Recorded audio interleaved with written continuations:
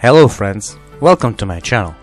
Today I will be reviewing the F-16C fighting Falcon from Academy in 1:48 scale. The kit comes from the year 1990.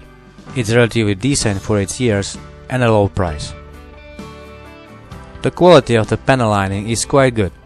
There are no rivets showing and the kit struggles with burrs and imperfections.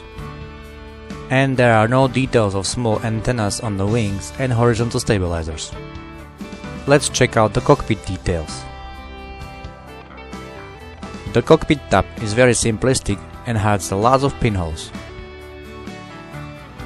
The instrument panel is also very basic and has no details. The kit offers to equip the cockpit with waterslide decals.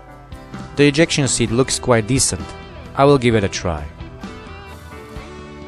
The kit also offers a pilot figure, which is very good. The jet engine looks quite decent. It has nice details. I think it's sufficient. The jet exhaust nozzle looks simple, but with visible details from outside and inside.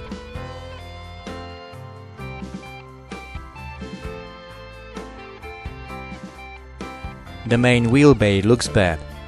There are no details. There will be a lot of work with this one. I will upgrade it with a homemade scratch build. The front wheel bay has a lot of pin marks inside, so more filling. The ribbing in the main landing gear bay has some details, but I think they are made up. The other details like wheel bay doors are quite nice. The main and front landing gear are quite nicely molded. Of course, I will upgrade them with some homemade scratch build.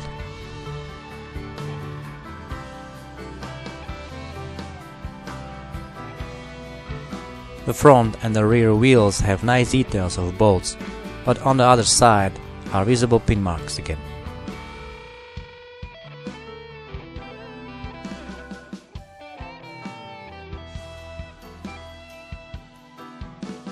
The kit offers to equip the model with 2 fuel tanks, 2 30mm gun pods, 2 Mark 84 bombs, 6 AGM-45 Maverick missiles, and 4 AIM-9 Sidewinder missiles.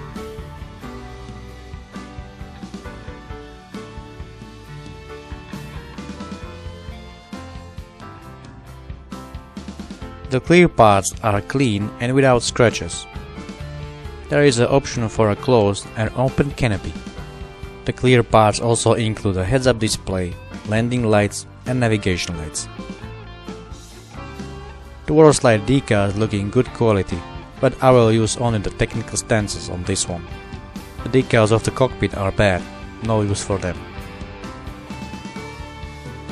The instruction manual is readable and easy to follow. For painting the model, the manual offers Federal standard color shades.